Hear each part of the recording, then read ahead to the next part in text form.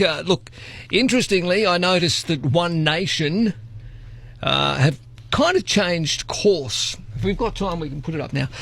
They've changed course a little in relation to JobMaker and JobKeeper and issues in the Senate, allowing the passage of the change of legislation. We'll talk to Malcolm about that in just a couple of moments. And also, JobMaker itself, the legislation's very important. It involves subsidies for employers to hire two groups of unemployed people, etc. They supported two of the Labor Greens 11 amendments. And so an extension is now happening. What do you make of it? One Nation itself, how it operates. They've copped a little bit, certainly, in Queensland of late. So anyway, let's speak to Malcolm now. We're good to go. And now on Marcus Paul in the Morning, Senator Malcolm Roberts. There he is. Hello, Malcolm. G'day, Marcus. How are you? I'm well, thank you. Very well. So, JobMaker, tell me what's happening here. Well, as you pointed out, Pauline and I both opposed it when we first spoke about it on Tuesday. Yeah. But, we have the courage and the integrity to change our mind when we get new data. And there are two pieces of data that are really important, 10.4% and 4%. And Pauline had a talk with the Treasurer yesterday, then consulted with me, and we changed our mind on JobMaker because the people under 35 years of age have an unemployment rate of 10.4%. The people over 35 years have only 4%. And that means we need to get young people back to work. They've been hit harder by the COVID restrictions. We need to get them back to work, prevent a life of drugs and crime, get them on the right path quickly. So that's why we changed their minds. Okay, look, obviously with younger people, they're generally involved in the industries hardest hit by the pandemic, whether it's, hospitality, in retail, and that's, makes perfect sense to me. That'd be why the unemployment rates for those under 35 is so much higher than those over. Yes, and the impact of COVID restrictions on the unemployed in Australia doubled the unemployment. In other words, it increased unemployment by 100%. But the unemployment of people under 35 went up by 150%. So whichever way you look at it, the young need a lot of help, and there are plenty of protections already with JobSeeker and JobKeeper that are already available. But we have to get hold of the young, and we have the courage and the integrity to change our mind. We're not worried what people say because it was right thing to do, so we did it.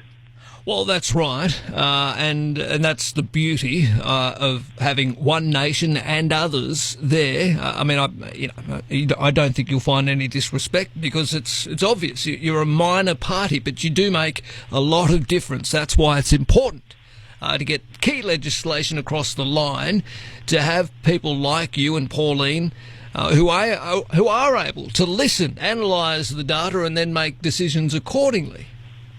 Yes, and we don't get into fights like we saw the Labor Party and the Greens yesterday trying to pit young people against old people. Sure, that kind of division is just pure politic and it's rubbish. It hurts our country. We've got to work for the benefit of the country, work in the national interest. All right.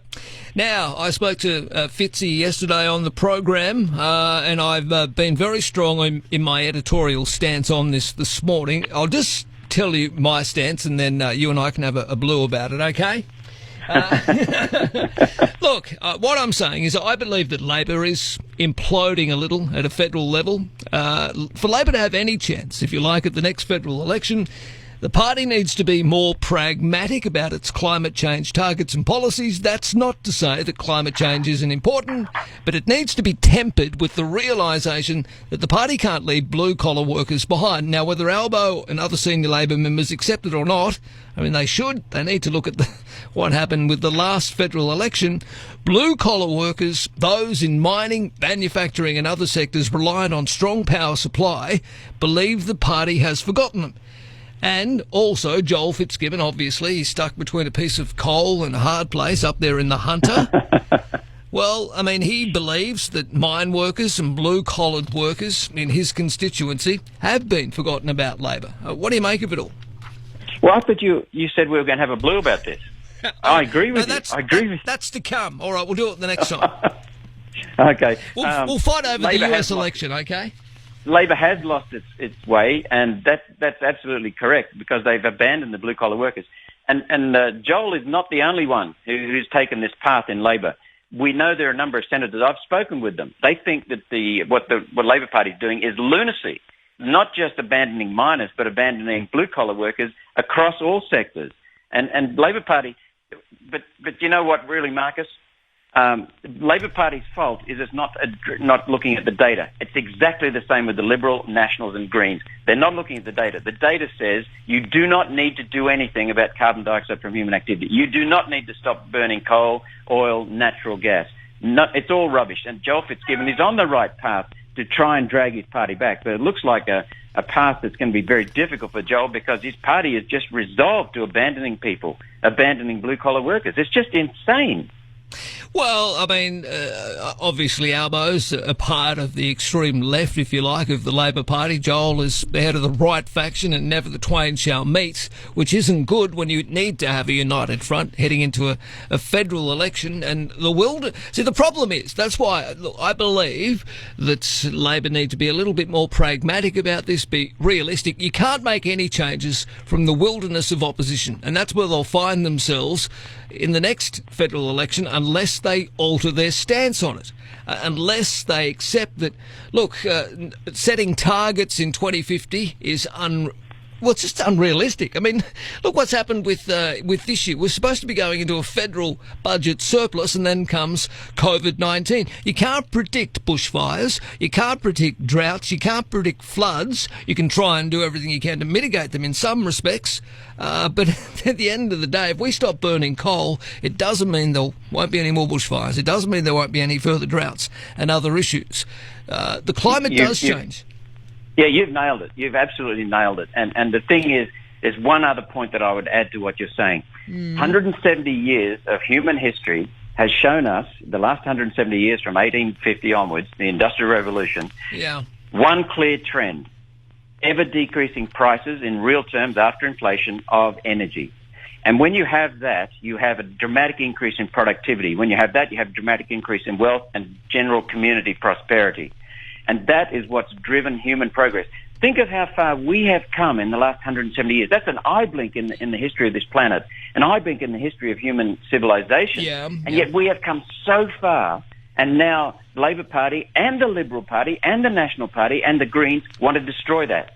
And it's just insane. In the last 20 years, we've reversed human progress and increased the price of electricity through stupid regulations that are not necessary. All right, maybe this is where we start our blue. But that does not mean, Malcolm, that we can't look at newer, greener technologies in the future to include in the mix. Now, I'm one of those, I'm a pragmatist. I understand we need baseload power, and the only way to get that and the only way to keep the lights on is to continue on the path we're at. But down the track, we do need to have private investments. Let them take the risk in more wind farms and solar farms and other renewable sources of energy, and include them in the mix, because I think we do need to at least acknowledge that there are some things we can do to look after our environment. Marcus, I thought we were going to have a blue. I happen to agree with you. On this one. Well, you still can't get me into a fight because I agree with you, mate. But you know, there's something really simple to remember. The Stone Age didn't end because we ran out of stones. The Stone Age ended because we got better metals and materials. And each of the ages has not ended because we ran out of something. The Copper Age, the Bronze Age, the Iron Age, and the Coal Age will end because we've come up with a better form of electricity generation and energy generation, and that will probably be some form of nuclear. But fundamentally, the second point I'd make is that fundamentally with physics, you cannot get sufficient energy density out of wind and solar. Absolutely impossible. That's why they will always take more resources to make a wind turbine, more resources to make a solar panel than you'll ever get out of the damn thing. And so that's why they're very, very expensive, and there's no end to that. They will always be expensive. But there will be other things developed, and I agree with you. Let the private sector do that. Let them take the risk. All right. Speaking of the Stone Age, When is the caveman going to vacate the White House? The time's up. I mean, you can do as many. Now we're getting a fight. Yeah, you can do. You can recount. You can recount as many states as you like, but Donald needs to accept that he's on the outer and off he should trot. No, not at all. The presidency, the presidential elections are not declared by the media, not declared by one of the candidates, not declared by the political parties, not declared by the commentariat. The presidential election is declared by each state legislature, not even the governor in the state, but each state legislature. And that's not even close to being declared. And what we've seen now is a hell of a mess in America with the Democrats. I think almost all of the changes that they found that need to be made in vote counting have gone away from the Democrats. And that's because there's a lot of corruption involved. And Trump is absolutely right. He's not going to walk away from this. I think he will bow gracefully once the count is finished. But we've got hang on. That's almost sounding a little like you're conceding a bit. We know Donald won't concede. Are you conceding that he may concede eventually? No, not at all. I think you might be, Malcolm. I think you might be.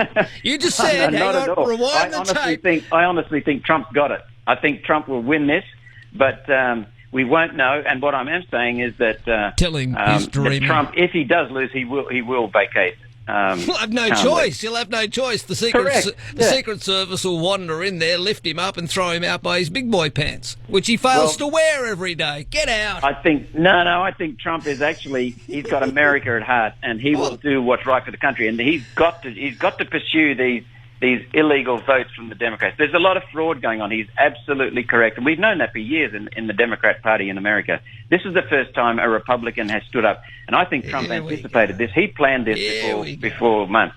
Here we go. All right, mate.